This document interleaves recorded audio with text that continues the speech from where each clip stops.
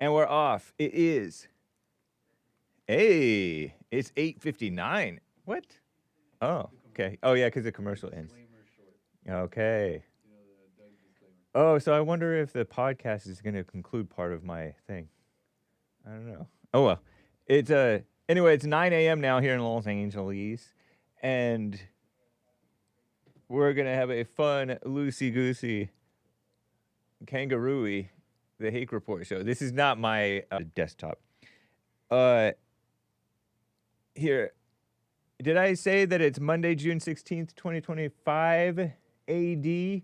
You can call in 1-888-775-3773. Hey, look, it's a... What type of bird is that? And you can super chat. There are some super chats. I was remiss in Thursday and Friday super chats, getting to them, guys.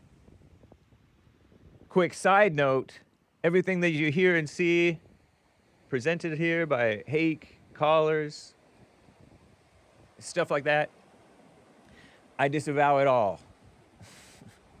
No, it is not meant to, and it does not represent Bond's views, or Jesse Lee Peterson, or the network, nor the platforms on which I'm streaming. Okay? FYI, as you all know, I did my disclaimer. I disavow it all. Shout out. But, nice. Very nice. I think it's nice. Look at this beautiful beach. As beautiful as my disclaimer. What's up? Come on, man. What's up, Siren? Golden Rule TV. Salutes to you guys. Meaning greetings to you guys. It's nothing bad, okay? We don't do bad salutes here on the Hake Report.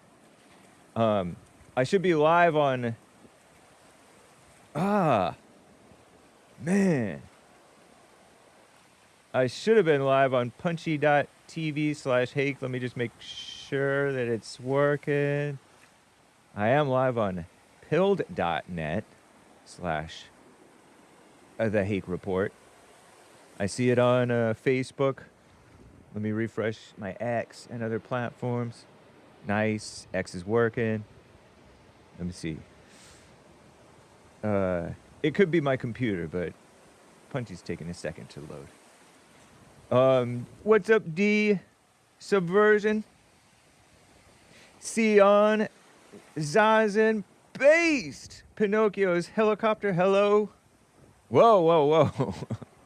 And the D-Live crew? Beta Legs, Army, and Elijah. Had to kind of rush Elijah. I was able to get a couple of minutes with Elijah yesterday. Indeed. Thank you to Pastor Chatelet and Jesse Lee Peterson rating the stream on Rumble. Very nice. What's up, Rick, James, Age of Inversion, Dustin, Jules, Forgive Yo Mama. Forgive Yo Mama says, and it's interesting, says lawyers have destroyed the country. Yeah, lawyers. I call them lawyers, liars.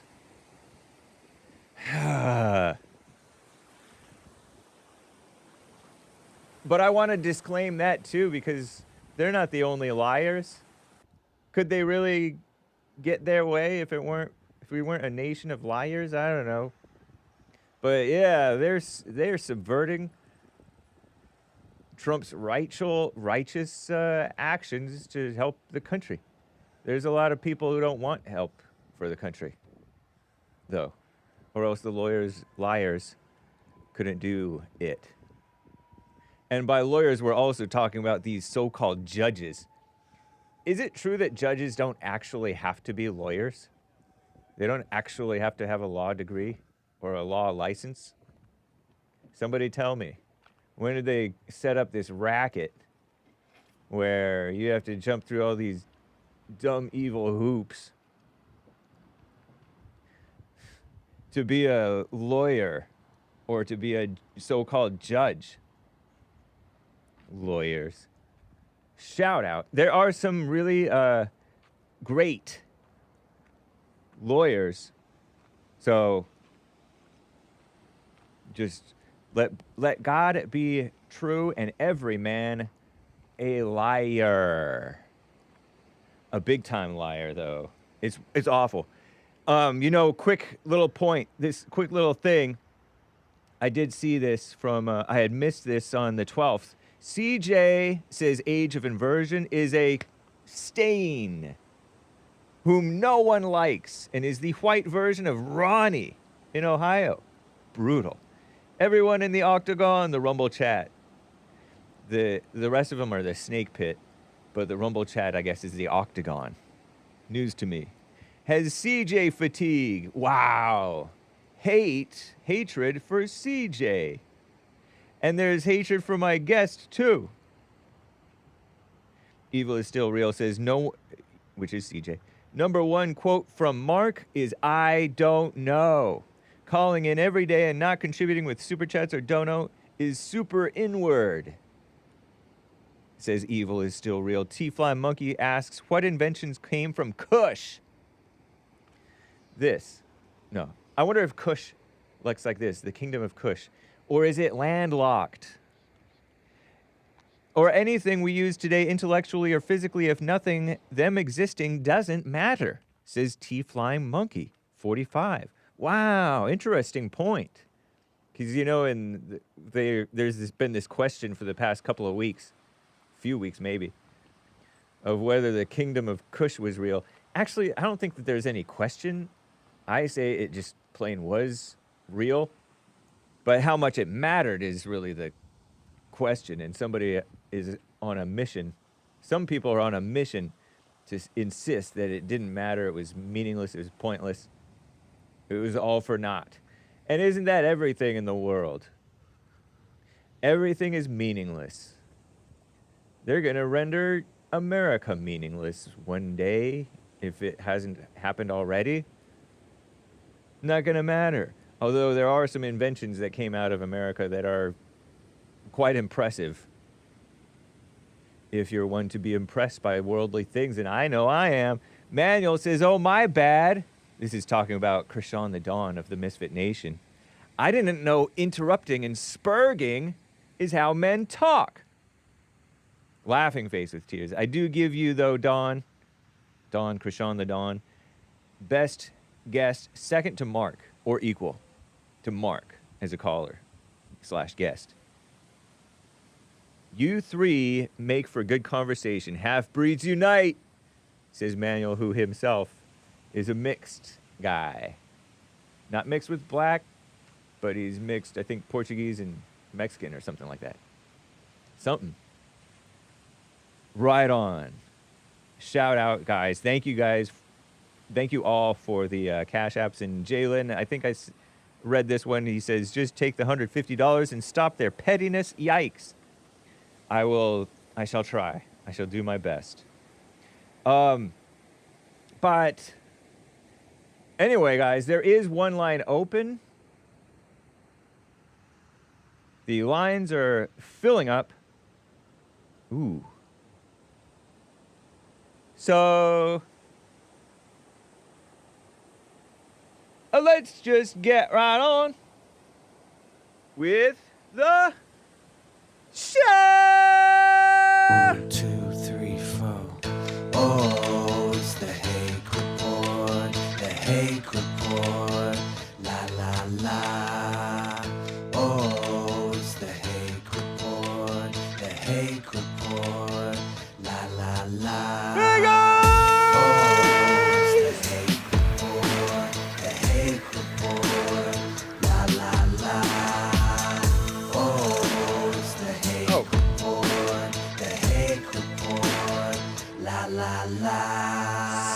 So, how you guys doing?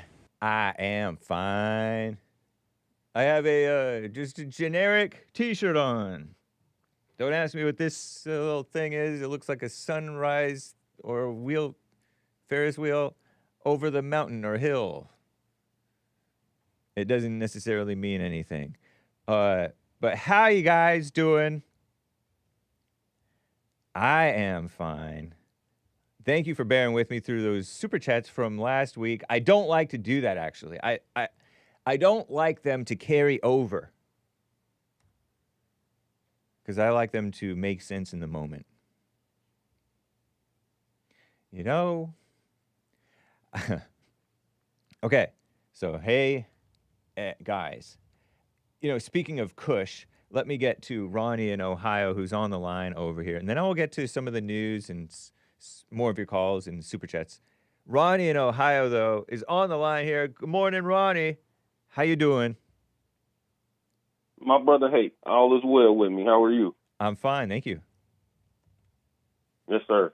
Shout out to your reference of Ecclesiastes earlier. Oh, yeah. Everything is meaningless. Everything's meaningless. That's right. It's an important lesson if you realize that it takes some awareness to know that in the moment.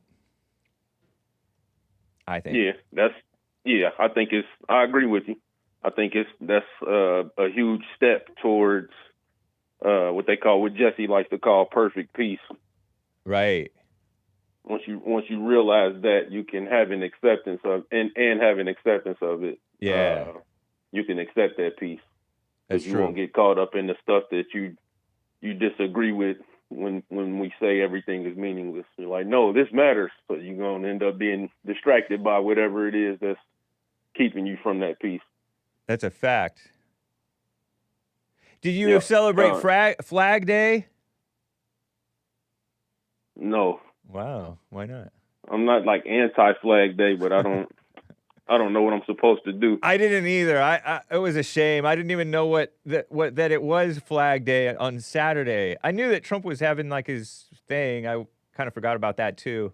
I'd heard more about the No Kings protests. Did you participate in any of that? I did not. Nice. Right on. Go ahead. Yeah. That's right up there along with those distractions I was talking about. Yeah. But yeah, I know Trump's birthday is Flag Day, but like I said, I don't know what I'm supposed to do just because it's his birthday, and I don't know what I'm supposed to do because it's Flag Day. For me, it was Saturday. So yeah, same here. Yeah, totally. So I wanted to talk about Kush, kind of. Okay. I really don't want to miss the forest for the trees. And Kush was one of the civilizations I named. And because people had questioned you about black civilizations, and one of them that you named was Kush, the Kingdom of Kush.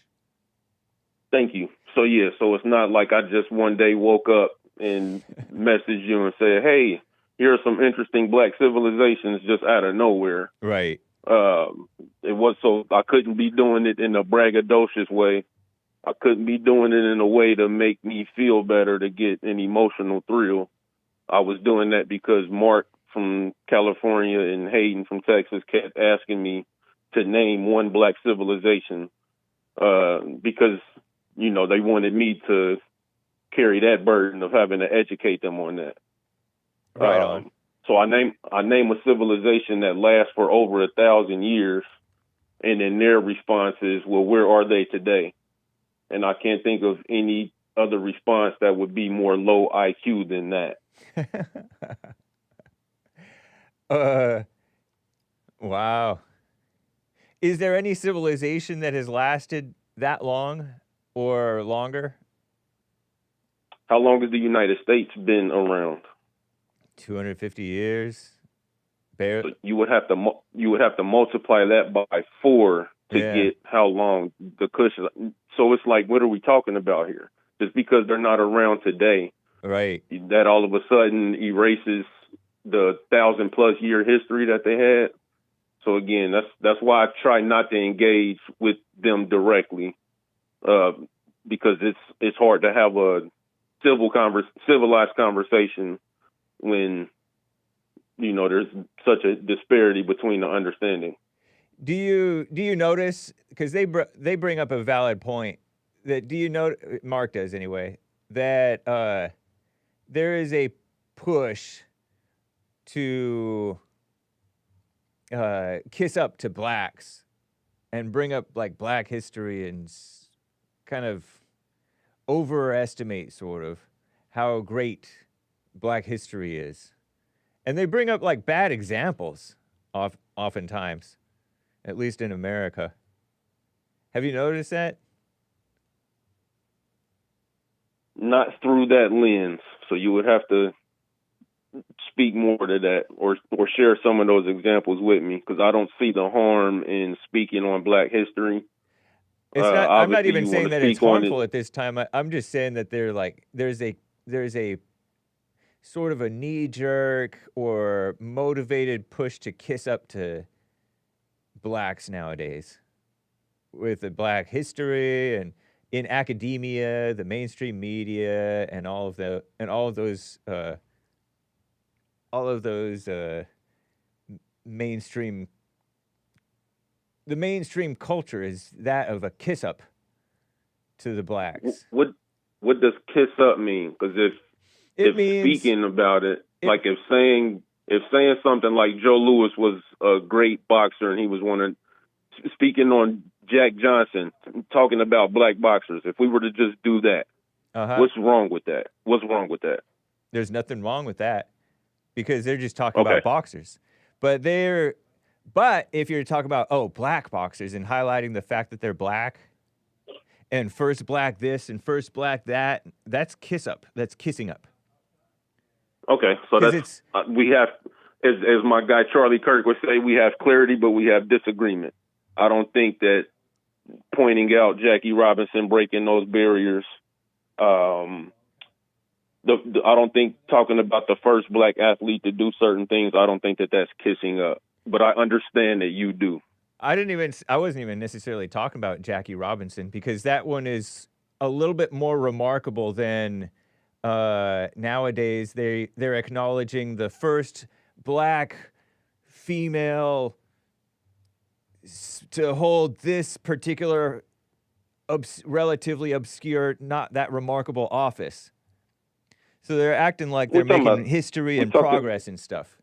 We're talking about the mainstream media and academia kissing up to blacks and kissing up to these other races.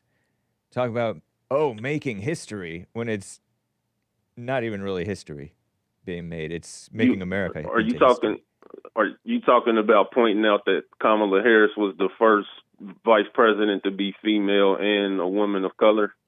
I wasn't even thinking of her. I wasn't even thinking of her because she's like a vice president, right? But that is a good example, actually. We can talk about that one because she's not even really. She was put there by like affirmative action, and so I thought she got elected there. No, she didn't get elected there. Biden picked her. I thought she got elected. No, Biden got elected. President. She got picked by Biden. And so granted, there were people who said, I didn't vote for Biden. I voted for Kamala. Charlemagne the God, right? Who's part of that kiss-up culture. And so, there is this unmistakable, but I'm talking about I'm not talking about vice president. I'm talking about different, senators and representatives and stuff like that. And even lesser offices, if you will, lesser known offices, we'll call it, that are, that's the first black woman to be, this or that. Not Surgeon General, we already did that back in Clinton, and that was a disaster because she was talking about masturbation and promoting that to combat teen pregnancy and stuff like that. So you haven't noticed that, huh? I've noticed it. I just don't notice it as kissing up to the blacks. So that's why I was saying we're clear on what we're talking about. It's just I don't label it or categorize it the way you do. Do you think it's remarkable enough to highlight it and call it making history? Sometimes. And sometimes not then? Possibly. Sometimes it might just be irrelevant and it might not be something that I'm not interested in, but it might pertain to people that enjoy that. Like if there was, like I don't know anything about horse jockeys, Yeah. but if there was like a black horse jockey that did something for the first time, or even a white guy that did something for the first time, like I don't think it's harmful to point that stuff out. It might be irrelevant. I think it can but be harmful. to call it harmful, and then to call it like to be concerned about it, and then to be consumed with it, and then to let it drive you to like despising different people because of their race, that's when that's harmful. That's more harmful than the news or the mainstream media pointing this stuff out. So you don't find it harmful for the people who are for this making history crap to be consumed by that, and then to the point where they will vote for a black just because he's black and liberal. You don't find it harmful for them to be consumed enough to support it. You find it harmful for them to be consumed enough to oppose it? I find it very harmful when you start voting for people based on their skin color. Yeah. Because that's what a lot of people very did. Harmful. There were conservatives. Absolutely. There were millions of people that went to the polls and voted for Trump because he's white. I don't know about that. There Kamala being on. And then there are millions of people that voted. Hold on. And then there are millions of people that voted for Kamala because she's not white. And both of those are harmful. How about whether Obama? Whether we zoom in on one or the other, the bird's eye view of both of those paths is that it's harmful. So anybody that tells you that they're proud to vote for Trump because he's white and they don't want to see somebody non-white as president, that's harmful. And anybody that says they don't care about Kamala's resume, but they're voting for her because she's black or she's Indian or she's non-white, that is also harmful. And I think it's okay to point both of them out. Are they equally harmful? Instead of feeling like we have to examine and seeing which one is more harmful. But one is much more dominant. That's irrelevant. That's irrelevant. What's irrelevant? Which one is more harmful? Because they're both harmful. I don't know that that's the case necessarily. I would look, like I said, I'm disinterested in that conversation because I think it's irrelevant.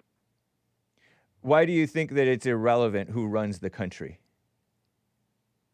That's not irrelevant. No, but who runs the country? Whites or these other races who are trying to push their way in, and everybody's kissing up to them. Who runs the country? Yeah. Why do I have to keep being burdened with educating y'all? I don't understand it. Why are you taking it as a burden to call it, and you're calling it educating us when I'm getting your mindset?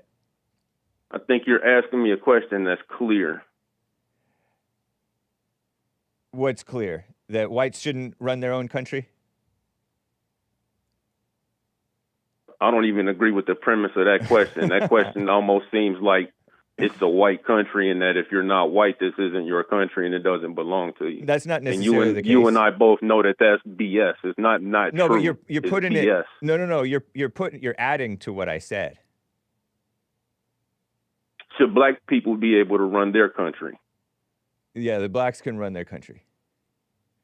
Okay, so then how come when we look at the black population, and then we look at Congress, we look at federal judges, we look at governors, black people are underrepresented?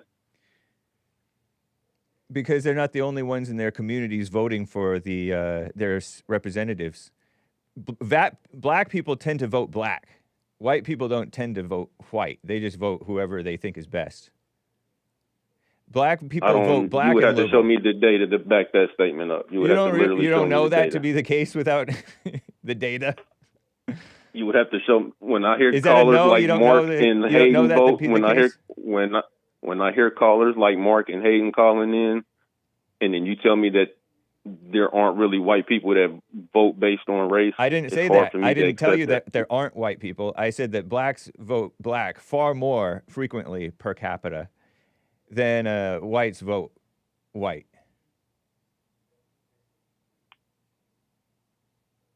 And that's by So you don't know that. Right. That's why I said you would Yeah. have to show me the data. Yeah, that's crazy. And you know black people, right? You know a lot of black people. Yes. And so I think you're just swimming in blackness. And you It's don't possible. and so like so when a white talks like a black, meaning pro their own race, it's sort of like, oh, you want to highlight the people like Hayden and Mark as though they're like typical of whites or representative of whites on some major level, when it's not even the case, man. So so you can be the one to tell them that they don't represent typical whites. I won't be the one to do that. You can do that. And I don't want to hijack the show. But you mentioned me knowing a lot of black people, and then you said I was swimming in blackness. Yes. The reason that I was calling and I said I wanted to talk about Kush, kind of. Yeah. One of the other fours that I was speaking to that I mentioned in that coffee that I sent you is the transatlantic slave trade. I really wanted to talk about the transatlantic slave trade. Rather than diving into Kush, let's talk about that, because that's what when you say swimming in blackness, it was like, ooh, thank you for reminding me of what I wanted to talk about. But then, yeah, of course, I know a lot of black people because there were millions of them that were displaced from their homeland. That's not why you know them. Right, wrong, or indifferent. That's how I ended up knowing them, because millions of our ancestors were brought to this land that way. I don't know how many it was, but that's like, again, that's not why that's why I brought it up. So that's a term for you guys to kind of dive into next. Hopefully, we really did cross-examine Kush. I would like to cross-examine the transatlantic slave trade. So I don't want to hold up the rest of the callers. That was the topic I wanted to talk on. And if Mark and Hayden need more understanding of things, the next chapter that they should be studying would be the transatlantic slave trade. All right, Ronnie. What a mess. Yes, sir. All right, take care. Take care. Bye. Wow. And Mark in Los Angeles, California. Mark, thank you for calling and holding. Go ahead, sir. Yes, sir. Thanks, Hake, for taking the call. First of all, I don't want to waste any time on Kush. It's a fairy tale. No civilization ever lasted 1,000 years, and especially a black civilization. They can't even run their own cities in this country. It's all a lie. Anyway, I wanted to clear up some loose ends from last Friday with your friend Don. Okay, first of all, Don. I have another name for him, but I don't want to say it. First of all, the difference. First of all, any person that knows anything about politics, to hear the claim that Hitler was a communist disqualifies you. Okay, there's a difference. This is what I tried to explain, but he kept interrupting. The difference between Nazism and communism is not just race. That's the basic difference. But he wanted to talk about economics because he didn't want to talk about race. Okay, economically under Hitler, free enterprise, small businesses were allowed to thrive, except for Jews. It was the big business interests that Hitler kicked out of Germany. He was an ardent anti-communist. But I wasn't able to say that on the show because the idiot wouldn't shut up. I heard you say it. Oh, well, good. I'm glad I got through. I wasn't sure how much, was getting through. And I got to switch gears here on you, because I don't want to take up all your time. I think we should all collectively give out a shout out and a prayer to David Ernest Duke. He's dying of cancer and down in Louisiana. You know who I'm speaking of, right, David Duke? Yeah, I've heard of him. Yeah, he's got cancer. He was on now, the JLP show years back. Oh, I didn't know that. I'll have to look that one up. But let's all say a prayer. Huh? It's on BitChute. Oh, okay. Yeah, I didn't see that. But we should all say a prayer for David Duke. He was a good man. Getting cancer. Yeah, he's got. I heard that from my friend in Chicago, Art Jones. He keeps up with that stuff.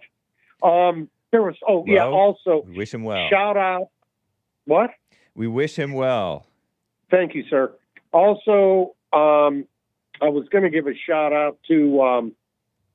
Well, I don't know his name, but the guy that called after me last Friday. That he only had 2 minutes to talk. Oh yeah, Eli. Elijah was making so much sense. Everything he said was right on, man. He was one of your best. Oh, also, I want to tell you who my favorite caller is, if you don't mind. Is it okay? I don't really want to get into like this personal stuff. No, a favorite caller. All right, go ahead. Jeff from Louisiana. Solid You got to guy. love that old devil, man. You got to love him.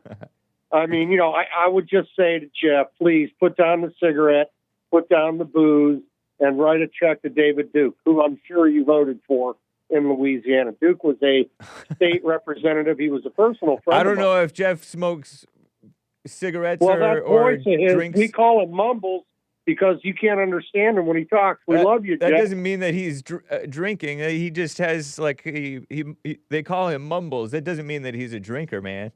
But Well, okay, I'm, you know. he may maybe have I'm in said my that he smokes. I don't imagination. remember. But anyway, I got you. Okay, see, Shout out to I'm Jeff. from a part of the country. I'm originally from a part of the country where we And have a lot Jeff of is about drunken- my age. I don't know if he would have been able to vote for Duke? him. Yeah. God, he sounds like he's 80. No, he's How about. old is I think he may be just roughly my age, plus or minus. So he's like in his early 40s, I would guess. Yeah, I would have never even brought his name up, but he had such kind words for me on Friday, Jeff. I had to respond. I love you, Jeff. God bless you. I hope you have a good life. Put down the booze. Put down the cigarette. Well, if he and has send those David Duke things, a I don't know. donation. Pardon me? I don't know. Anyway, I don't know what you mean No, by that. anybody with But that anyway. kind of a voice at age 40 can't be too good. Hey, listen, the thing about Kush, it's a fairy tale. You no keep saying that. civilization. No, I know, but let me back I'm it up. a little. done. Okay, arguing about that. Okay, I am too. But since the last caller brought it up, you know, we can't allow that delusion to continue. Also, But I I allow your delusion to continue sometimes. Like I didn't say anything about it being a fairy tale. I didn't Well, necessarily. I'll take the slack on that. you know, because I'll say it. It's like whatever. Yeah, I know. We'll just totally disregard Arnold Toynbee, okay? Yeah. He was white.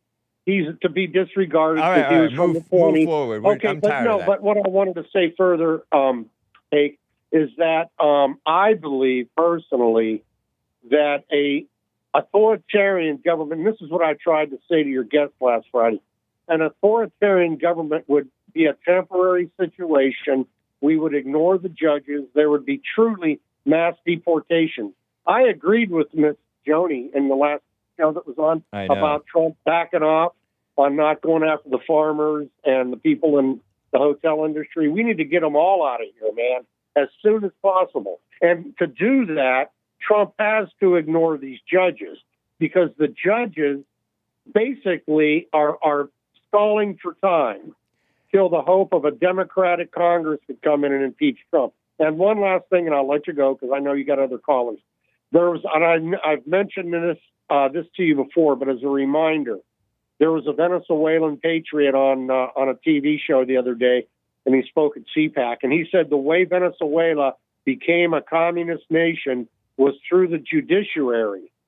It was through the criminal judges. The judges were the ones who brought communism to Venezuela, and it's the judges up here in the U.S. that are stymieing Trump's agenda, basically the American people's agenda. And if you really did the math, it would take 8,000 illegals to be deported every day just to make up for what Biden let in. Okay, Yeah. so we got our work cut out for us, and it's there. You know, I hope Trump could run for another term, or his son runs and Vance, and we keep a Democratic Congress and a Democratic Senate, because I'm telling you, Hake, we have at least one member of Congress who's openly Antifa. His name is Frost. I think he's from Maryland. Real evil guy, man. And according to Marguerite Taylor Greene, he's an Antifa member. That's what she said, and I believe her over him. So, the enemy's at our doorstep. We're at a crossroads, and if we don't keep up this fight, we're going to be slaves to these demons. That's what they want. And, we just got to keep the fight up. Racism saves lives, and free Derek Chauvin. And on that, I'll let you go. Hey, God bless you. Thank you for the time and for all the things you do. Mark, you said something that you said was positive, but I'm not so sure that you were actually being positive toward Jeff in Louisiana. You tricked me. Oh, how did I trick you? Yeah, because I shouted out to him. You shouted out to him, but you're acting like it was something positive, but it was an underhanded comment about him. No, I said shout out. And what did he say about me last Friday that wasn't underhanded? I don't think that he said anything underhanded. I think he had some direct criticism for you, maybe.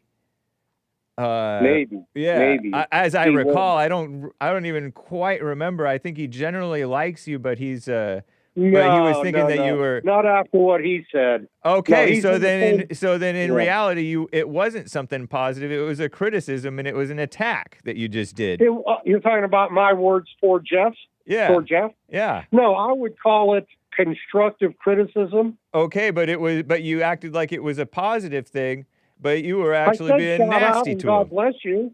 But it's a lot of in the South they say bless your heart, and that's not necessarily love. That's malice sometimes. I didn't take. I mean, I never knew that. And it sounded like you were snapping back at Jeff in Louisiana. Because let me check my notes over here from Friday, just real quick. Because Friday, Jeff in Louisiana. He was mad because I called your guest a half-breed. Mark complained. He said Mark is complaining, but he's supporting H.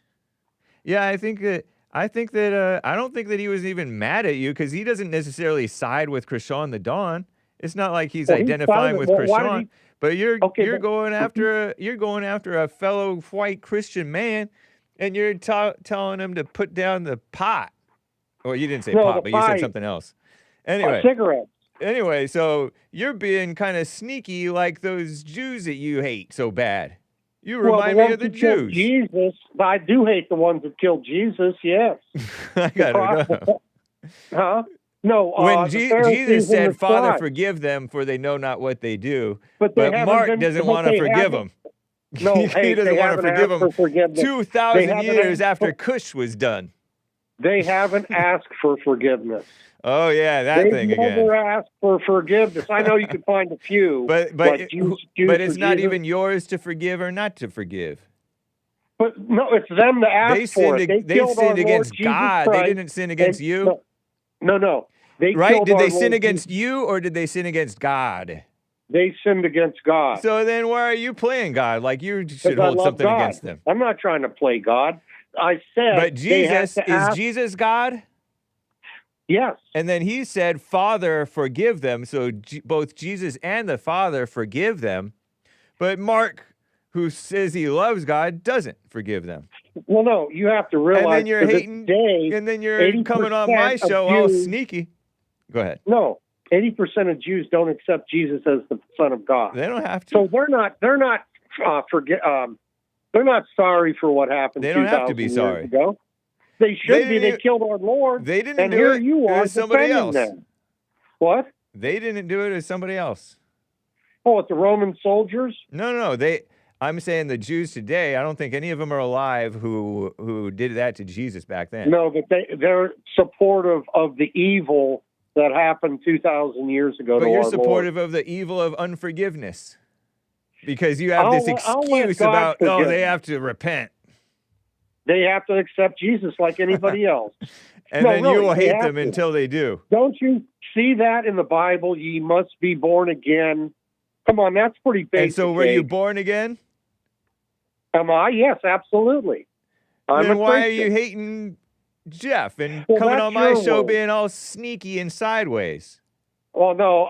Okay, do you want me to say, Jeff, you're a scumbag? Would that be better? No, I said I don't want to get into personal attacks, and then you did a personal attack pretending it was a personal positive thing. It was a shout out to Jeff. No, you said it was positive. You lied to me. No, I didn't. Yeah, it's you shout did. out. God bless him. He needs Nuh-uh, help. you did a personal attack. What was the personal attack? I got to run. You're acting like Ronnie in Ohio. Oh, please. You're acting like a come black. on. You're Don't acting say like a that. black That's- intellectual. Because that's Ronnie not cool. pretends not to know what I'm talking about. He plays Well, dumb, no, see, and that's what you do. No, let me say this about Ronnie. No, First of all, I he's a gotta good go. guy. No, he's okay. He's been indoctrinated, Hake. Yeah. He's been indoctrinated. Now, the guy in Washington, he's evil. That's why everybody hates him. Okay. I heard what you said about him. They love me, and they hate Satan. Okay. Okay, that's a good thing. That's a good thing. And I love you, Hake. God bless you. Have a great show. Thank you. All right. Thank you. Bye. And Dwight out of Long Beach, Strong Beach, California, a first-time caller. Dwight, what's up, Hey, man? brother, first-time caller, long-time listener. Thanks for having me on the show. Yeah, of course. I just wanted to call in, man, because Ronnie's 100% right. It's not his job to educate you guys on black civilizations. There's Yeah. like plenty. One we found out about in 1980 was called Zamunda, and it was the most powerful nation in Africa. But they tried to come here in the 80s on a peace deal. They sent Eddie Murphy out here on an elephant. I And, saw that. Yeah, you see that? Yeah, dude. And so it's like, how are we just going to sit here and act like Zamunda didn't happen? And also, 5 years ago, we had Wakanda. So I don't know what Mark's talking about. Well, you know, speaking of cancer, rest in peace to that man who was the star of, he was the Black Panther himself. For real, though. Man, For real, what a though. shame. Gone too soon, I guess. Gone I don't too know. Yeah, bro. quickly. So there's plenty of examples. If you actually smoke some Kush and watch these Marvel movies, you'll find plenty of black civilizations. But then when you wake up, you just realize it's all a fairy tale. I want to give a shout out to Mark and Eli. Thank you, brothers. And I know Mark comes off harsh, but he's Yeah. 100% right. It also says in the Bible, sir, if my people were of this world, they would have fought for me. So Jews would not have put me on a cross. I'm paraphrasing a little bit, but it says that.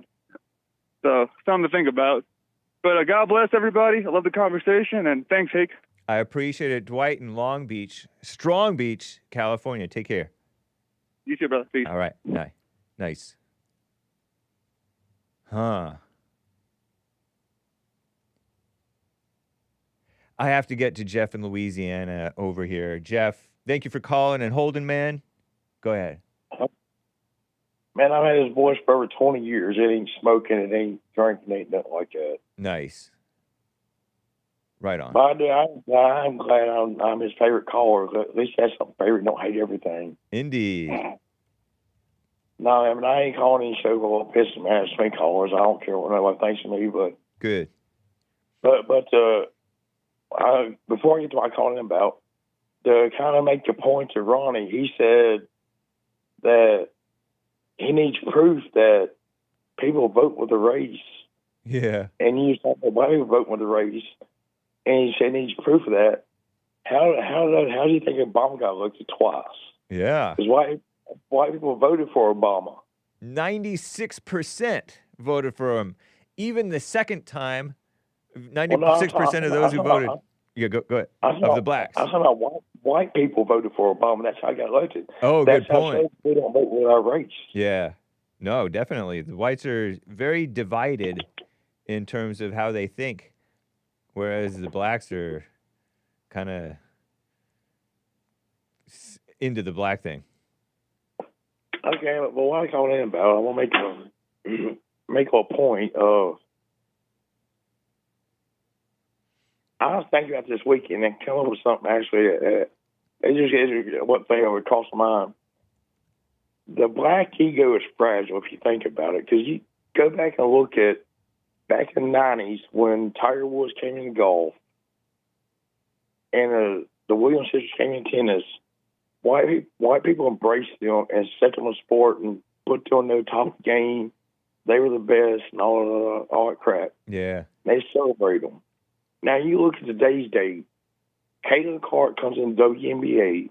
She's a white girl. She takes her a black sport and makes some bukus of money, and they all hate her. Yeah. And every chance they get, they're cussing her, they're hitting her, they're trying to knock her out of the game. And when she went out for 2 weeks with injury, ticket prices dropped over 50%. Really? Where'd you Yes. get? Where'd you hear that?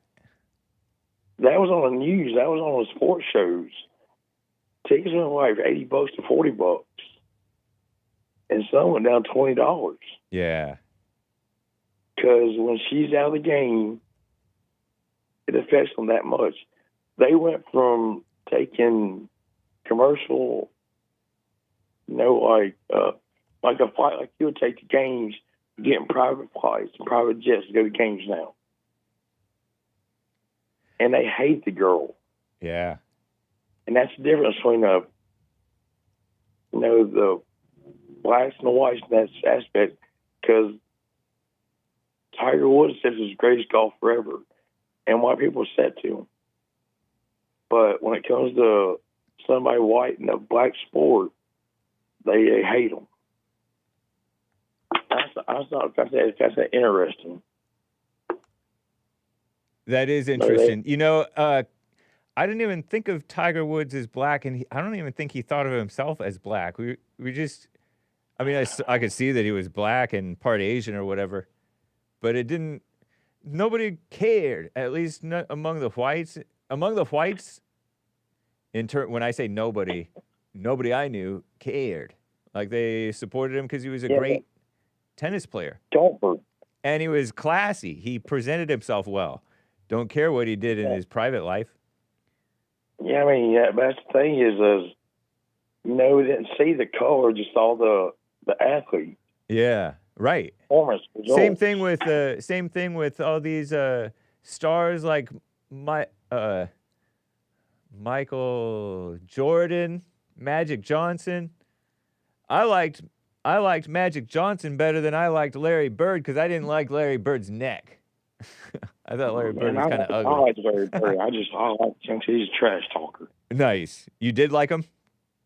Yeah, I love Larry Bird. He's a trash talker. I didn't know that. He'd come out and he'd tell them. Matter of fact, you got Magic Johnson. I'm saying he'd come out on the floor and tell them, "Okay, we got 3 seconds left. We're down by 1. When they call the play, I'm gonna get the ball. I'm gonna right there in that corner. I'm gonna shoot. I'm gonna make 3 and win the game." Yeah. Wow. They Cool. say he'd do it. They say he would do it like that too. But no, I mean, I like him too because he made it where like he would fight people, for. He said Fight them? Run over him. He would fight them during the game. See, look at him. Now you can see why I didn't really like his look. I'm looking at a picture of him. Actually, I remember this look more. Sort of. And I think it was they broke his jaw one game. Wow. And he went in at halftime, and they was down in the fourth quarter. He come back out and played the game with a broken jaw. He was tough then. Yeah, that's what I say. He was just. I respect him now. It's just I didn't like how Trump looked either. I didn't really like towheads, people who were blonder hair than their skin. What his nickname is, right? Whose nickname? Larry Bird. What's Larry Bird's nickname? The Hake from French Lick. The Hake from French Lick. What does that mean? He's from French Lick, Indiana. Oh, so it's kind of like because there is a lot of French influence in Louisiana, huh? Well, he's from Indiana. But French Lick, Indiana is a real place. Yeah, French Lick, Indiana. I did not know that. In Orange County, Indiana, not to be confused with California. Wow. See it right there. Yes, that right on screen. I see it. The Hake from French Lick. Larry the Legend. Larry Legend. Cool, man. Well, much respect to him now. It's just that I based on how people look, if they looked awesome and whatever, then I liked them. If they looked weird, then I didn't. I was a discriminatory kid, I guess. But when I watched the game, when they played, I hated Michael Jordan, not because he was going against always beating my team. Yeah. Back then, my team was Utah Jazz. No, they from New Orleans. Oh, so it was New Orleans Jazz? That makes sense. Yeah, it was New Orleans Jazz. Wow. But, after they finished playing, And Carl Malone, the mailman, Oh, was yeah. their power forward. He come from Louisiana. He's from Ruston, actually, Summerfield. Yeah. He played at Tech. But, after going through the year, going back to see, whites love blacks, but it's just different with the blacks towards the whites. You're rattling off Carl Malone. He's black. It's because I think it's because you identified with your area, the place that you're from. When I'm talking about the basketball stuff, the sports stuff, it's because they dominate basketball, and then see a white person come to the game if they dominate it for 60 years. They hate it. You're talking about Caitlin Clarke right now? Yeah, well, nobody ain't even opened that long, but yeah, Caitlin Clarke. Yeah. They see somebody come in that can that brings they're still losing money, but they made more money last year than they ever made. But somebody that brings the level up and brings attention to them, but it's a white person. Yeah. And they don't like that. It's because that's one area they dominate in, and they've had a crush hold on is sports. That's interesting. So that's what I think it is. I mean, I don't know, but anyway, man, I ain't gonna hold you up. I know I've been on here too long. Well, thank you for the education, Jeff in Louisiana. I appreciate you, man. Take care. How you doing, man? All right. Oh, he got me with the click. I should have known, though. Yeah, shout out to Caitlin Clarke and Larry Bird and the blacks. We love the blacks. Oh, my goodness. Okay, let me double check on the any super chats that I may be missing. And I will get to your calls. Hang tight, callers. I see you. I appreciate you. And I see you coming in there. 1-888-775-3773. Manuel over on buymeacoffee.com/The Hake Report states, and I'm refreshing. Oh, no, I already read that one. Oh, I thought that I had. Oh, no, there is not one from Manuel. Never mind. I thought that I was behind. Real Donald Trump, 3 coffees. AI Hake is back with an Alex Jones collab. My competitor collaborating with my competitor? Pardon me. Thank you, Real Donald Trump. I'll have to check that out. Cesar, 3 coffees sup. Hey, caught a little of Ronnie and Mark convos, but I'm going to have to podcast this one. Right on, Cesar. You can podcast the Hake Report. You just mosey on over to thehakereport.com, and right here, there's podcast links, Substack, Apple, Spotify, other platforms as well. I just don't list them. And you can listen. This listen line is the JLP live listen line, 605-615-4131. At least if you're in the United States, you can call that line. I believe Daniel from Texas does. And that's how he catches Hake live.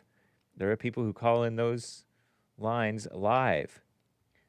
And speaking of thehakereport.com, it's crazy to me, that shooting. It looks like a white conservative, supposedly, whatever, shot up some state politicians in Minnesota. Look at that man. Or male. Vance Bolter, they call him. He shot and killed a couple in their home, which is wild. Here, let me show you. Let me just go over to Wikipedia, because Wikipedia already has a link about it. 2025 shootings of Minnesota legislators. Melissa Hortman, a Minnesota state representative, assassinated by gunshot in her home in the pre-dawn hours, according to Wikipedia, of June 14th, Flag Day itself, Trump's birthday, in Brooklyn Park, Minnesota, wherever that is, United States. Her husband, Mark, presumably Hortman as well, killed in the same attack in their home. Earlier that morning, state senator. So a state rep and a state senator. State senator John Hoffman, and his wife, Yvette, presumably Hoffman, I don't know, were also shot in their home in nearby Champlin, Minnesota. And if you look at the state of Minnesota, look at it. It's up north near Canada. And that's why they sound like that. Because anybody from Wisconsin and Minnesota, they all sound like they're from Canada. Maybe not exactly. But yeah, see, it's right over here. Near, that's Wisconsin, right? And John Hoffman and Yvette, were hospitalized after their shooting in their home. Police responding to the attack on the Hoffmans proactively checked on the Hortmans' home, Melissa Hortman, where a man believed to be the attacker fired at them. The shooter then escaped the scene, sparking the largest manhunt in Minnesota history. They identified 57-year-old Vance Luther Boelter, B-O-E-L-T-E-R. Vance Luther Boelter, as a suspect, captured him the following evening, Green Isle, Minnesota. Charged with 2 counts of second-degree murder, 2 counts of attempted second-degree murder. Crazy. They're both of the state legislators, whatever you call them, were Democrats. Democratic Farmer Labor Party. Imagine being a male Democrat. Terrible. But then even getting shot over it, allegedly. They believe it was politically motivated, the law enforcement does. And I tend to think they're probably right. They probably know what they're talking about. I don't know. Investigating whether the shooter was motivated by anti-abortion views. Because that's not pro-life to be killing over abortion. That's like double trouble or triple trouble. Doesn't even make sense. You think you're pro-life, but you're going to kill over it? I mean, I get if you're going to, like, vote in a law that says, you know, this is wrong. It's taking a life of the child, an innocent child, and we should do capital punishment for it.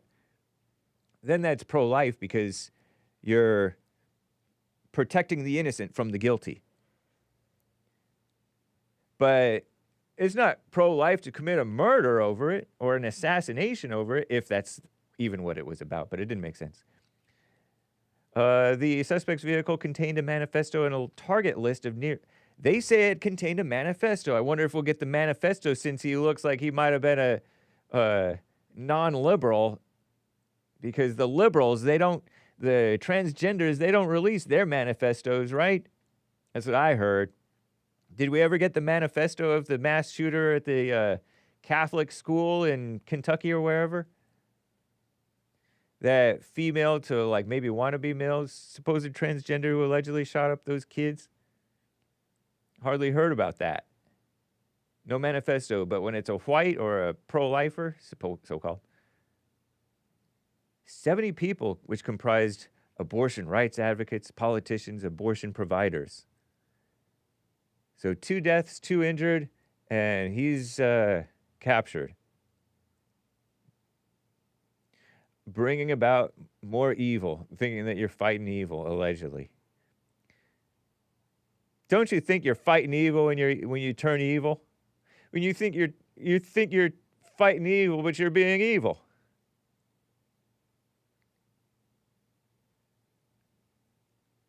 If that's what he was about, who knows?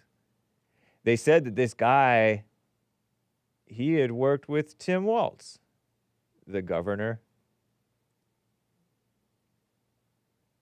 Here's the people who got shot. Oh no, that's her husband, John Hoffman. Okay.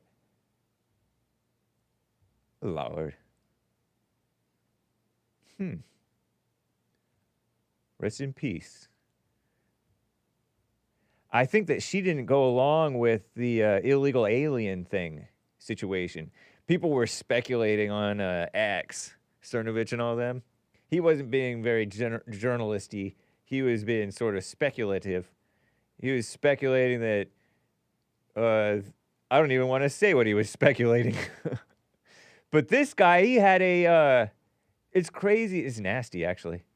He had a mask on. Let me see if I can pull up these pictures. Oh, I think I already... Let's see. If I scroll down. Yeah, look at that. Oh. It's like a Jason type of... It's not even Jason. That's a rubber mask. Suspected Minnesota assassin wearing a rubber mask over his whole head while posing as... He posed as a police officer. See, it's kind of like... you know, they're talking about... This is a side note. They're talking about these riots and how clearly identified media are getting shot. Lines are full, guys. I will get to your calls. Clearly identified media are getting shot, mostly with like rubber bullets. But it's like multiple times. And they're getting pushed and arrested and stuff like that. Well, clearly identified media could be posing as media in order to get away with rioting. You know, with these riots that you've seen in LA and elsewhere. Just side note, you can't necessarily trust a guy who's pretending to be a cop. And so cops, too, should be patient. Heads up to the cops. Be patient with somebody who doesn't necessarily trust that you're a cop. Because look at these guys. I mean, he's wearing a rubber mask. What cop wears a crazy mask like that? Unless your eyesight's bad, you can't tell that that's a mask. Spooky.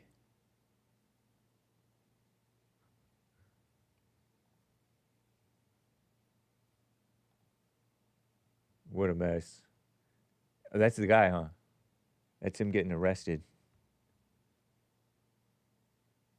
Old guy, 50, I mean, not old, but old to be committing violent crime in general. There are like Asians who do these mass shootings too. Sometimes an Asian man, every now and then, will do a mass shooting. And he's like all old.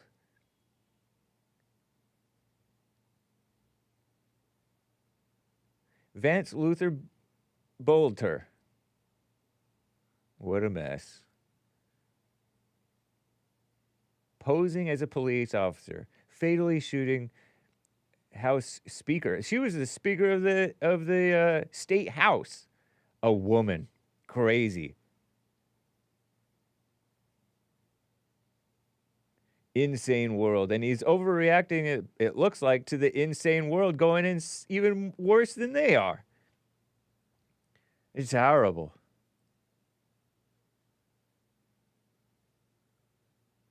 A fake police vehicle.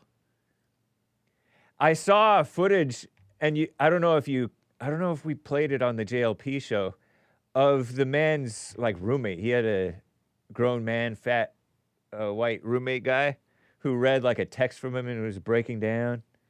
Oh, sad. I wonder if I'm not going to pull it up at this time. But that's terrible. And by the way, it looks like Israel and Iran are effectively at war. I don't know if they declared war on each other, but when you're shooting stuff at each other and killing each other's people a little bit, so you're that's pretty much war. Will Trump be able to ride this bucking bull? Bucking, I said. Bucking bronco. And, whoa, Nelly. Whoa, baby. I don't know. Maybe. Trump is a man of peace. Let me show you one quick thing. Side note. TruthSocial.com/ not real Donald Trump, because he truths too much. But Iran and Israel, Iran and Israel. No, Trump would say Iran, I would think. And Israel should make a deal and will make a deal, just like I got India and Pakistan to make. I didn't hear about that. CNN didn't tell me about that, unless they told me. I just didn't read it. Because remember, India and Pakistan were fighting? In that case, using trade with the United States to bring reason, cohesion, and sanity into talks with two excellent leaders, able to quickly He split his infinitive. Make a decision and stop. Also, during my first term, Serbia and Kosovo were going at it hot and heavy, he states on Truth Social. He truths on Truth Social. As they have for many decades. I didn't know Serbia and Kosovo were going at it hot and heavy. It's a funny phrase. And this long-time conflict was ready to break out into war, all caps. I stopped it. Biden has hurt the longer-term prospects with some very stupid decisions, but I will fix it again, says Trump, states Trump. Another case is Egypt and Ethiopia. Really? I didn't know about this either. And their fight over a massive dam that is having an effect on the magnificent Nile River. There is peace, at least for now, because of my intervention, states Trump, and it will stay that way. Likewise, we will have peace soon between Israel and Iran. Many calls and meetings now taking place. I do a lot and never get credit for anything, but that's okay. The people understand. Make the Middle East great again. Nice, Trump. I retruthed his truth. Although I prefer to call it the truth. Is that true, though, that he did all that stuff? Because I didn't hear about any of that. I did hear about, like, Middle East peace deals that he was making in his first term. But he's a man of peace. What is... He's not a... Oh, what? Well, right on. Trump. So... I think it'll work. I think it'll work out, right? Hake is 3 out of the 8 CNN viewers left. Okay.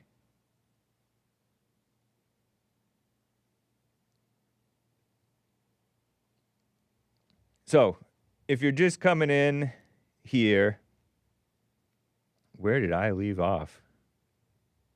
Okay, so I did the coffee from Cesar. And somebody else, too, right? You just refresh this. Over on... Oh, yeah, and Real Donald Trump. Because I did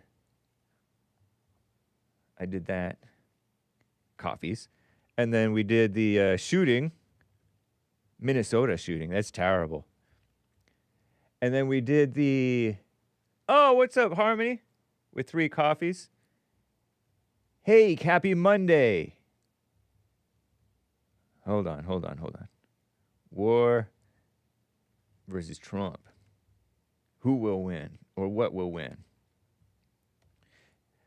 Harmony says, hey, happy Monday. Trump knew what the No Kings title really meant. He said the weekend, we like kings, actually. We like one in particular. The King of Kings. Amazing. Wow, good point, Harmony. Did he really say that? I gotta look this up. Although I do trust this woman, Harmony. She's one woman I listen to. Harmony on Buy Me a Coffee.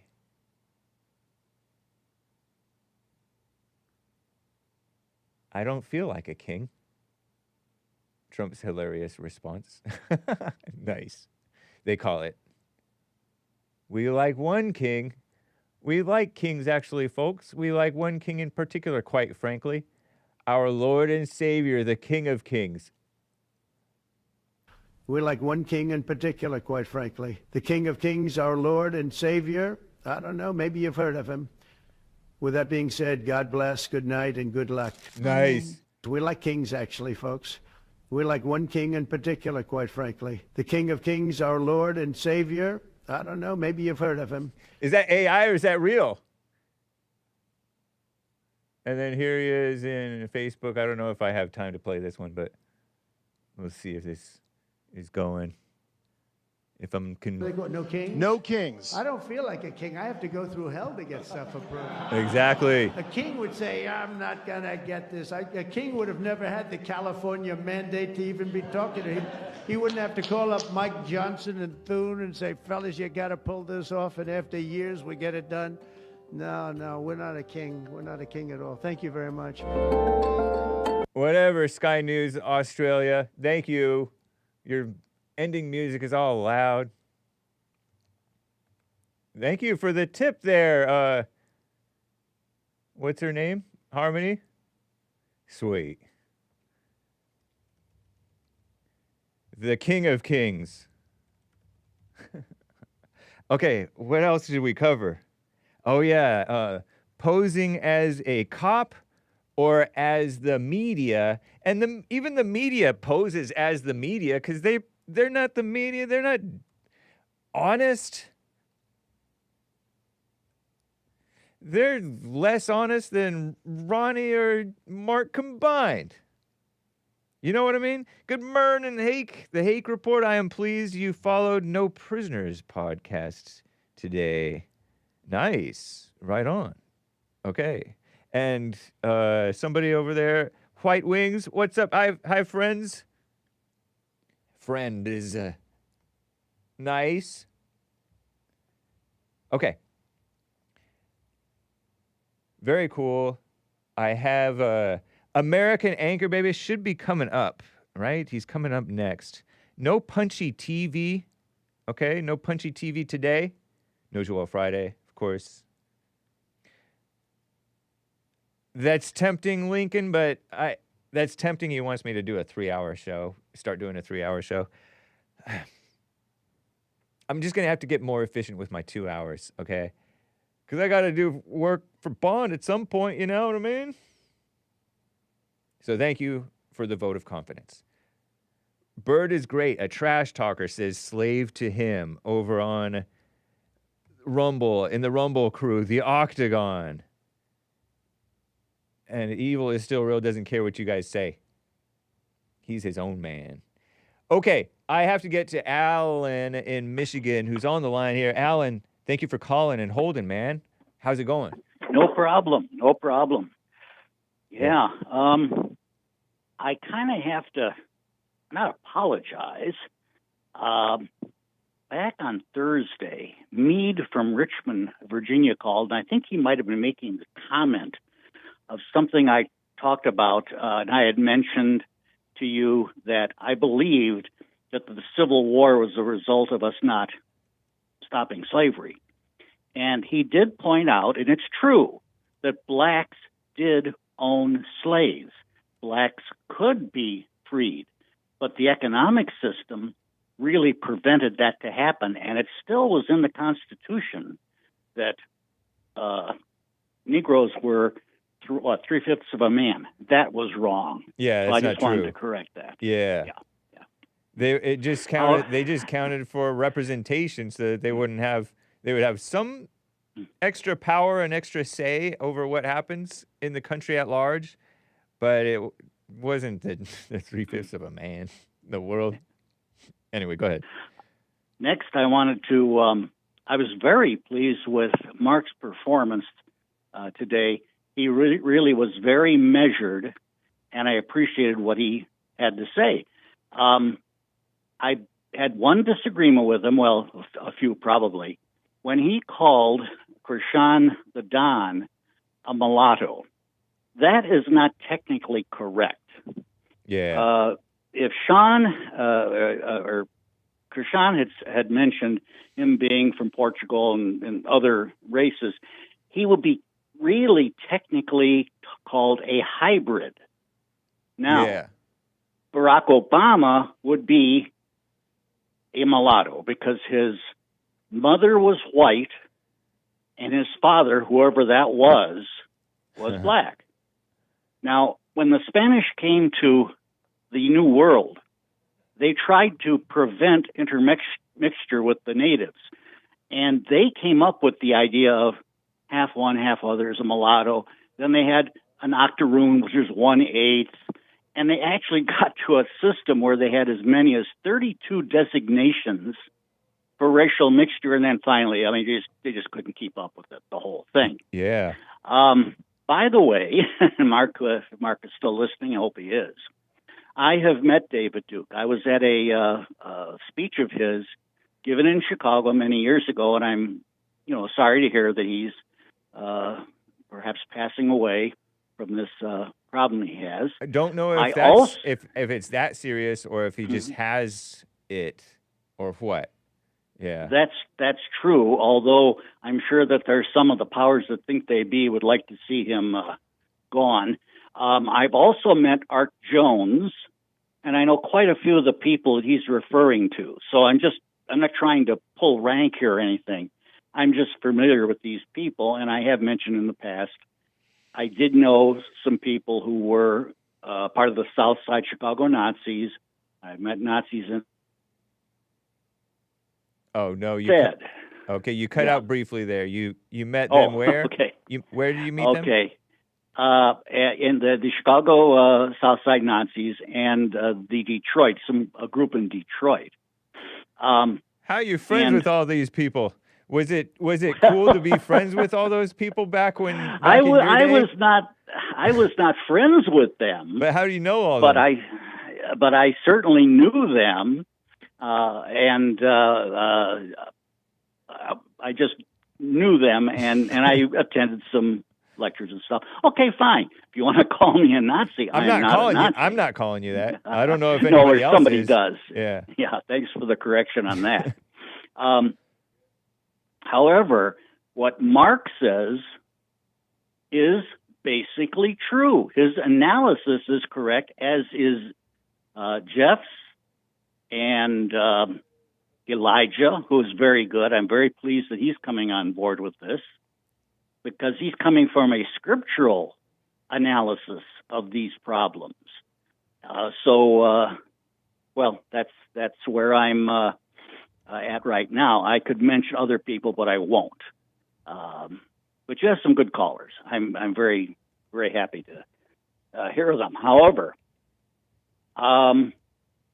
we have to talk about, well, you don't have to. You can cut me off any time.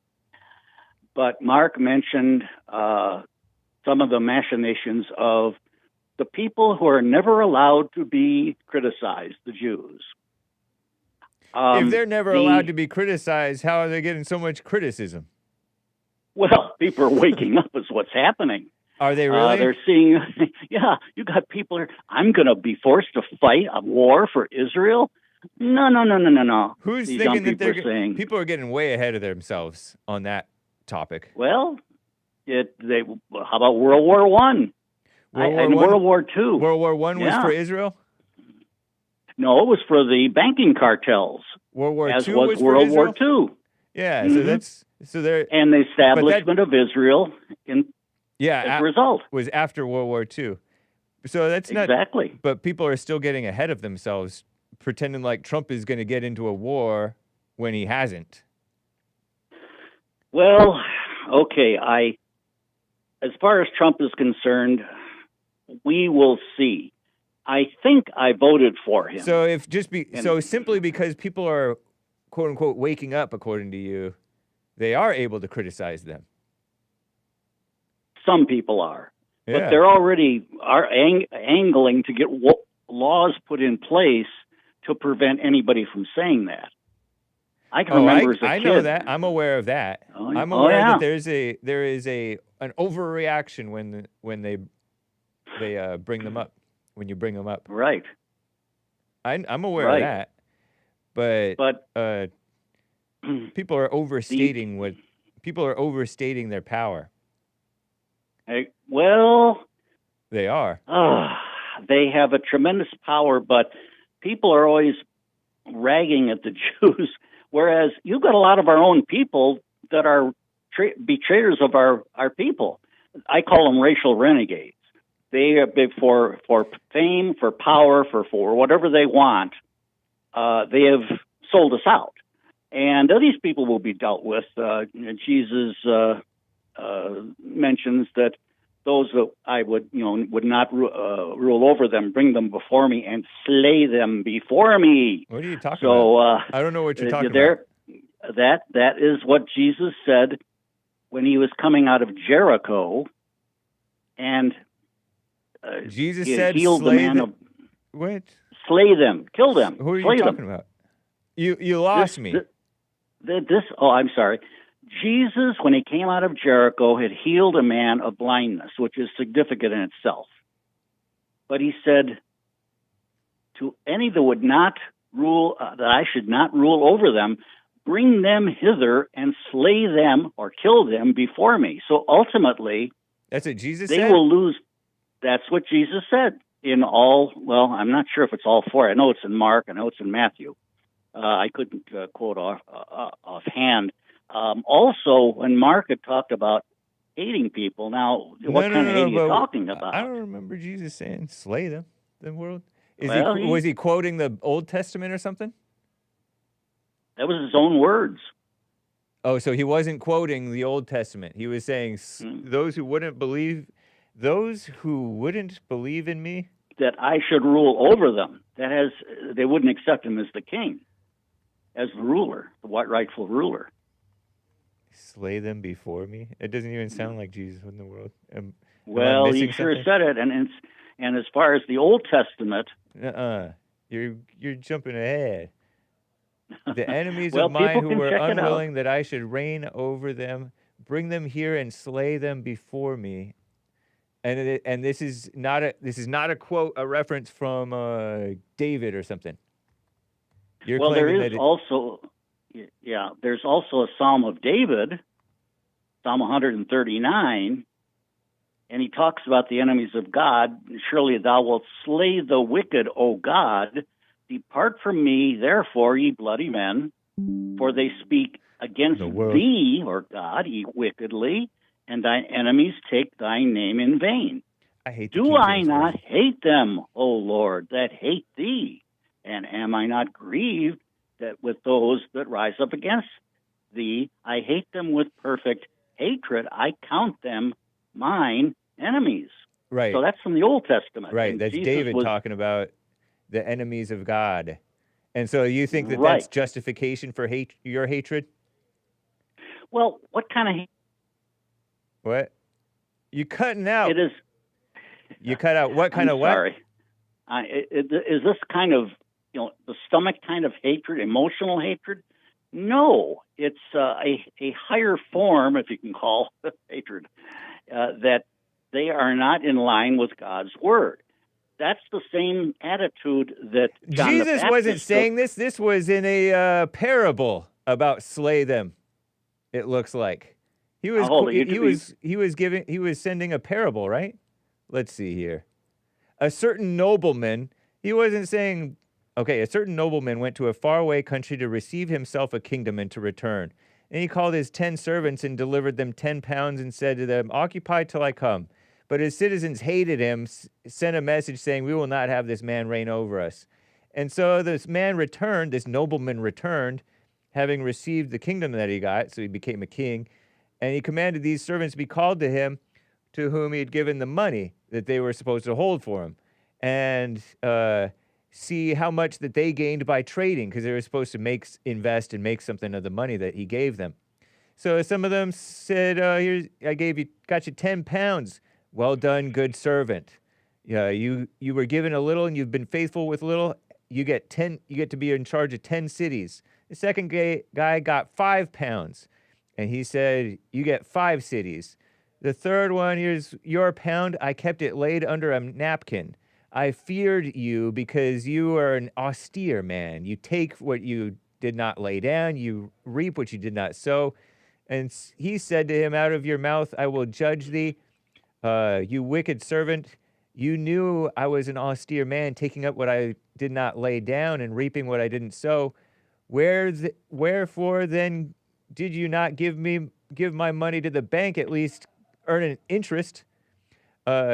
And so he said to them who stood by, take from him the pound and give it to him who has 10 pounds. And he said to him, Lord, he has 10 pounds. For I say to you that unto him who has more shall be given, and from him who does not have, even what he has will be taken away from him. But those enemies of mine who would not that I should reign over them, bring them here and slay them before me. He's quoting this nobleman. He's not talking about himself. And when he had spoken that way, he went up to Jerusalem. So you put words in Jesus' mouth as though Jesus was talking about himself, but he's just talking about this nobleman. And I get that you could say, oh, it's because it's a parable for what Jesus represents. but you're misstating it.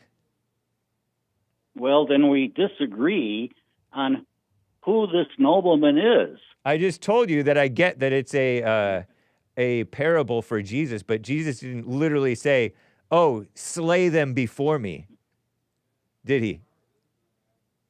He was telling a story. But in all the parables, he's comparing himself. I know. I just said that. These personages. This is the third time that I acknowledged that. Well, I guess we'll have to disagree on that. What do we disagree about? About the idea that if that is truly talking about himself, because he did go away on a far journey. Jesus did go on a far journey. He died, and then he was resurrected, and he went off to heaven and waited till the time of the end. And at the time of the end, these accounts will be settled. All these sins will have to be taken care of. I ultimately believe that these wicked people will be saved because I believe in universalism, but that's a big argument among Christians I don't want to get into right now. But you're believing all these crazy things that aren't necessarily, you're adding to the scriptures. You're kind of like Ronnie in Ohio. You know how Ronnie in Ohio was adding to everything I said? Well, I respect Ronnie. He has some good No, but points. did you notice that he added to everything that I was saying? Yes, he did. Yeah. And I disagreed with some of those additions. You're right. And that's it looks like you're doing with what the Bible says. You're believing in this universalism and stuff, and you're believing that Jesus was talking about slay these enemies because... And I don't know what it means. I'm not saying that... I don't know. I'm not even saying that you're necessarily totally wrong, but it's not right to be... It doesn't seem right to be adding to the scriptures or assigning meaning that's not necessarily there. Again, you got to have a disciplined mind, I think. Well, that's the thing. There's a word. It's a fancy word that they use in Bible schools and scholarship. It's called hermeneutics. Right. And it means the Bible defines itself. So, what is the Holy Spirit? It's pictured in the scriptures as oil, and knowledge is also oil. Water can be the word. So you have words, particularly from agriculture, they're used to explain biblical truths. For example, the tares in the wheat. You know that one real well. I'm sure everybody does. That the tares grew up in the field, and the angels, or the messengers, said, well, shall we pluck them up? He says, no. Wait till the end of the world. And the Bible defines the end of the world as the harvest. And at harvest time, then you separate the chaff from the wheat and the tares from the wheat also. There's a whole aspect of that I can't get into. Yeah, so how come the people are trying to separate them right now? Separate the tares from the wheat right now. That's the problem with all these man-made solutions. And I would say that National Socialism, although it does have some biblical elements, is wrong because it's trying to fight the enemy. And I think somebody mentioned this about, didn't you mention just earlier about forgiveness? Well, yes, forgiveness, but before forgiveness is repentance. If your brother comes to you and says, I was wrong, I did wrong, then you're supposed to forgive him. Right? Yeah, you're not even supposed to hold anything against them in the first place. Well, again, we have to... the problem is that you get a lot of New Testament Christians, they will not look back at the law. And Jesus... Oh, no, you cut out there again. Oh, I'm sorry. Jesus upheld the law always. When he talks, well, I'm not going to use any examples, or I'm taking up a lot of your time. I don't want to monopolize. But the problem with the, as Mark has mentioned, and Elijah and others, to go back to that, is well, where did all this stuff start? Well, of course, the Federal Reserve Bank gave the economic power, and one of the two people that really promoted the idea that there is no difference between the races was Franz Boas, a Jew from Germany, and Ashley Montague. His real name is Israel Ehrenberg, and he's the one who, and those two together, plus their minions, that promoted the idea, there's no difference between the races. Well, we know there's a difference. You know that. Man. You're all over the place. Jesse knows that. Jesse knows that. Alan, I can't keep up with you. You're all over the place. Okay. I got to run. I appreciate the call. I got a little carried away there. I'm sorry. I will try to be more focused next time. Okay, sounds good, man. Appreciate it. Take care. Speaking of focus, Aaron in Maryland is on the line over here. Aaron, thank you for calling. Hey, what's up, man? Hey, good to hear from you. How are you? Doing fine, man. How about you? I'm chilling. I'm doing good. I'm doing well, I guess. Yeah. That's the best way to put it. That's true. What did you think about the guest on JLP's show? Wasn't that amazing? She seemed pretty with it. Leonarda, yeah. What's her name? Leonardaisfunny.com. Jones or Jonie? Jonie, Let me see. I got her. Leonarda Jonie. Bro, wow. Can you believe that? Like, she just listen. I'm not gonna avow or disavow anything she said, but it's about, man. When's the last time you've seen a woman just talk like that, like confident and free and just sticking to it? You know what I mean? Whatever she's saying, Pearl. That's amazing. What did you think about that? Oh, you asked me when the last time I saw a woman talk like that? Yeah. I said Pearl. Oh, yeah, Pearl. Pearl was good, too. Thank you. Pearl was good, too. But Pearl, you know what? Ain't no Pearl, buts. No buts. Go ahead. No, go ahead with your butt. Go ahead. Let me say I can't say my butt, man. Yeah, you can, of course. All right, thanks. With Pearl, the thing was, Pearl was cool, but there wasn't that, like, straight up confidence. Like, something was letting her say whatever she wanted to say. You know what I mean? Does that make sense? Or maybe no. Say that one more time. I got distracted. No problem. There was a difference in confidence between Pearl and Leonarda. Oh, Totally. yeah. They do have different personalities for sure. Indeed. I didn't say personalities. I said confidence. Right. Well, yeah. I call it personalities. You call it confidence. Okay. Fair enough. Yeah. Fair enough, man. So what did you think about that in the morning? I thought it was exciting, amazing. I was getting a thrill off of what she was saying. Did you get a thrill off of that as well? No, but it was. But I agreed with a whole lot of what she was saying. Definitely. Really? Yeah. Like what? What parts? The ugliness of people. People are ugly, jealous, pleasing one another, and it's makes me spit. Okay. I mean, that was like that's a pretty general thing to say. You know what I mean? That's safe. That's pretty safe. That was fun. It's the truth, though. That's the that was the one thing that stuck out to me. Everything else I've heard before, but that one thing I hadn't heard before. That was fresh. Fair enough. Yeah. That's cool, man. Hey, I was listening. I was on hold and I was listening to all the other callers. I wanted to say so when you're talking with every other caller, can I name a couple callers? I don't want to start anything. Right. So don't start anything, but go ahead when I'm talking with other callers.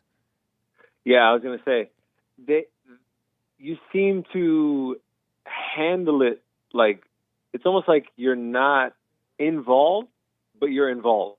Does that make sense? Like you're hearing out what they have to say, but it's like you're allowing certain things to be said at certain times, and then you know what I mean? Like, so what's that like? Well, you have to pick your battles, you know? Yeah. Because people are going to... I've fought with, for example, like Mark, repeatedly calling the kingdom of Kush a fairy tale. And what about it is the fairy tale?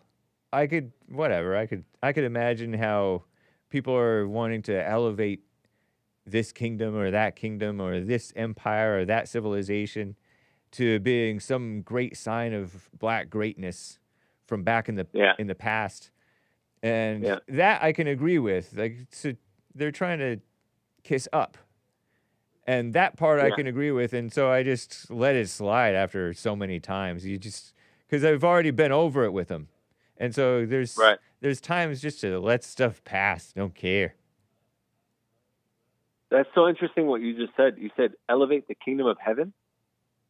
No, they're trying to elevate the kingdom of Kush. Kush. Elevate these black civilizations. My gosh. You know, it's so funny to hear them talk about that stuff back and forth is because I mentioned to you before, I'm from a place called Eritrea. Well, I'm not from Eritrea. Right. My parents are from a place called Eritrea.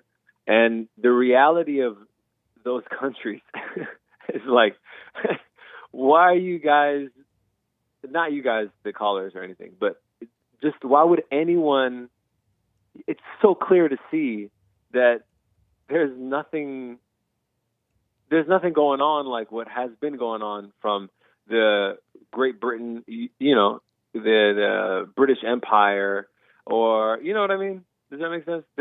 There hasn't been anything like that in Africa at all. 100%. And it doesn't even seem that way. There's no chance right now. They're so hateful. You can't believe it, Hake. It's like...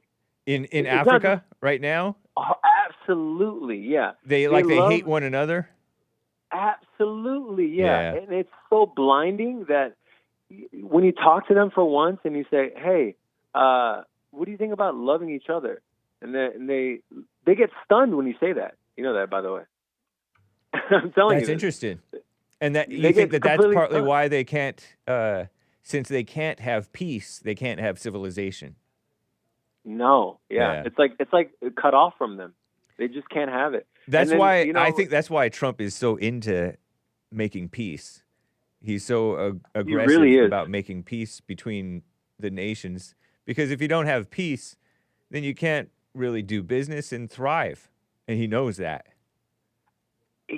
You know, my father is also a businessman, and it's like a nature of businessmen that they understand the value of peace.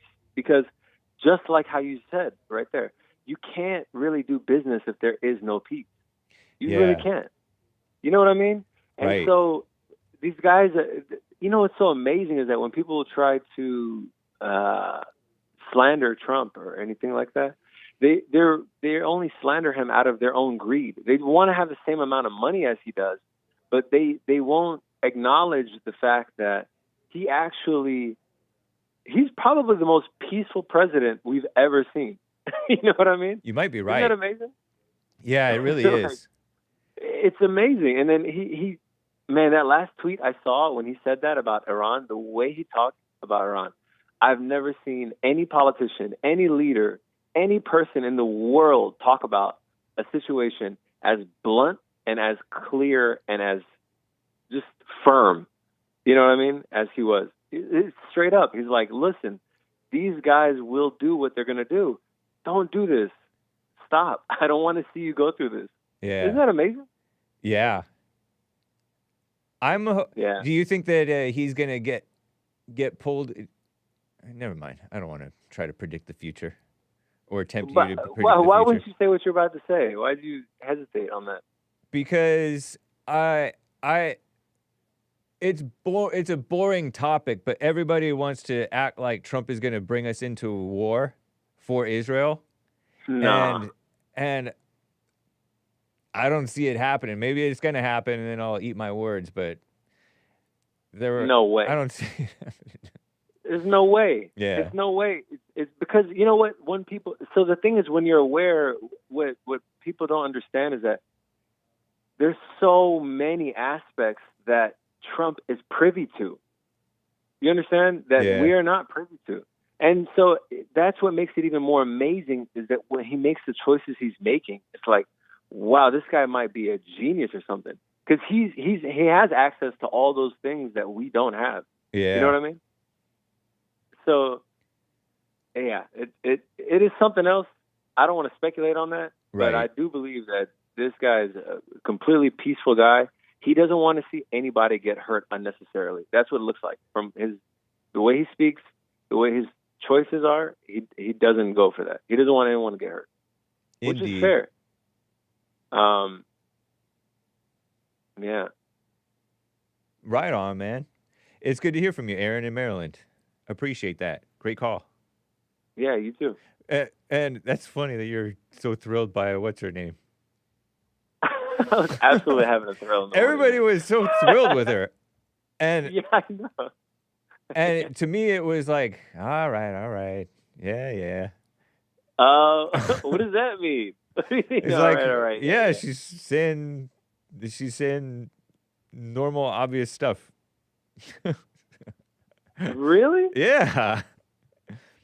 I must be blind or something then. You're blinded by love. Is that what it is? It's heart eyes. No. Come on. It's not even like that, man. It's. I don't even like hearing a woman talk. Really? Yeah. Me too. Because I've liked, Ann Coulter. Like she says stuff that's undeniable, and she says stuff that I wasn't aware of because she researches a lot. And then Pearl will say stuff that I was like, oh man, you know what? Actually, she's right. But I don't listen to either of them, and so okay, nice. Yeah. So, but you guys were.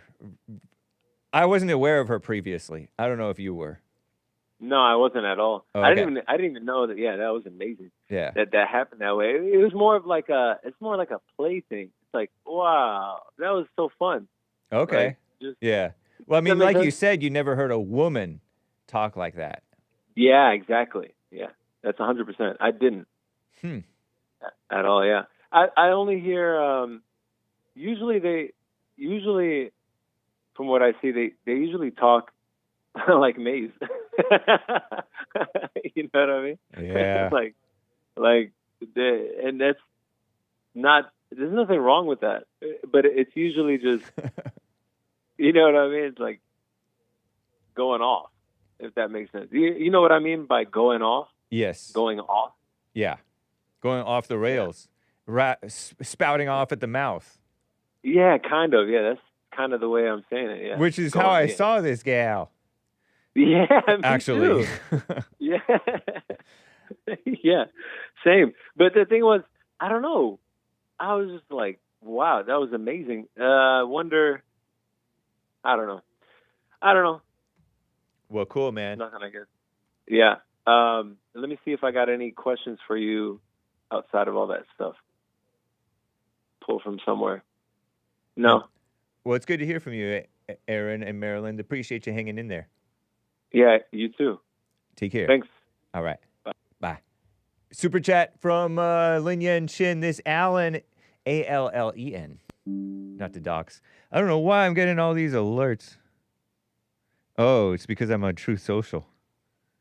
Hey, what's up, guys? Let me close my Truth Social thing. Never mind. I'll close it later. Lin Yen Chin, this Allen in Michigan is proof that breathing the wrong way leads to brain rot. The mouth is not for breathing, or mama will incarnate through you as she does. Allen, poor special senile thing. Whoa! We are 1/10, but we're momentarily refined to 3/5 human, says Lin Yen Chin, because he's black. But you're Asian too, so does that cut that in? Does that mean you're 3/10, or does that mean you're 8/10, which is 4/5? Whatever. That's confusing. No. I don't know. No, 6. Whatever. I can't do math. Are you 6/10? Does that make you 6? 6/10 is 3/5. I don't know math. I'm just trying to figure out, since he's half Chinese, is that part human? Is that human too? What percent human is Chinese? I don't know. Thank you, Lin Yan Chin. You threw me off there. Threw me off with that last sentence, which I don't think has much to do with the first stuff talking about Allen in Michigan. I don't know. Thank you, Lin Yan Chin. Sorry I butchered your super chat as usual. What a mess.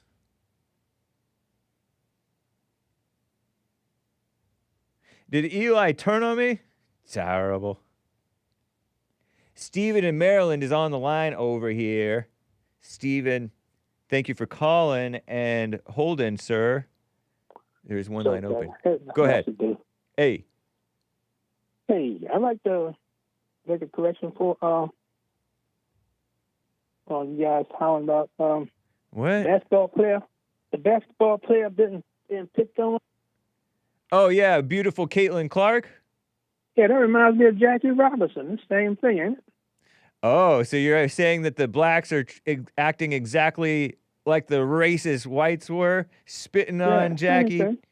So blacks are as bad as whites were back in the day, maybe even worse. That's right. Interesting. Wow. So you're on team Caitlin Clarke then, with us. Yeah, I'm on team Caitlin Clarke. No, right. Yeah, that's what's happening to her. Interesting. She's surrounded by blacks, just like Jackie Robinson was surrounded by whites. Like the man told him, he couldn't do anything, though. He had to take it. He was spit on, he was spiked, he was throwing bean balls at everything. Uh-huh. But he couldn't fight, right? STEV''N? Yes. Yes, sir. Okay. For a while, I was spelling it with a PH. STEPHEN. No.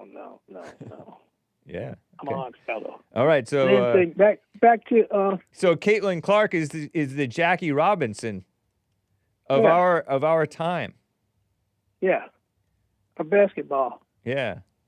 For women. I don't know how the first basketball was for men, though. That's so long ago, I can't remember that one. They used to call it jungle ball, the way that you guys played, because you guys played all fancy and wild, whereas we were just more like straight-laced. Yeah, like the Bob Cousy's with the set shot and all that stuff. Pistol Pete. No jump shots. Yeah, I don't know basketball. Yeah. But anyway, moving on to the Jews killing Jesus Christ that Mark talking about. Yeah. That was ordained in the Bible. It was ordained, exactly. He was supposed to go that way. He was supposed to be crucified, right? That's right. Because Jesus could have stopped it if he wanted to. Yep. That's right. The man said, you got to go. You got to go. And That's what he had to do. And Jesus said, forgive them for they know not what they do, not forgive them for they repented. But he wants to hold on to this fake, they have to repent. They have to say sorry. They have to believe on our Lord and Savior. You know, Mark's a know-it-all anyway. Yeah. I've never heard him say, I don't know. Oh, no. You should have heard him on this past Friday. I think he said, I don't know. You kidding? Yeah, no, I'm not kidding. It was Friday, this Friday past? This past Friday with Krishan the Dawn, I think he said, I don't know. Multiple times. So you may have Mark pinned wrong. He's no different from you. He's an honest man. Maybe that's why a thunderstorm down in Maryland here Friday. He's just sneaky sometimes and a little bit dishonest at times. Oh, my God. Yep. I know there's a reason why it stormed down here in middle of May, in June. Wow. Mark said he was wrong. He didn't know. Oh, my God. You're acting all surprised. I got to write that down. When was Friday? The 13th? It was. Oh, that makes it even worse. Friday the 13th. What do you mean worse? Friday It's a the good thing. 13th. It's a good thing to acknowledge when you don't know. Not for Mr. Mark. No, he's fine with. He's fine.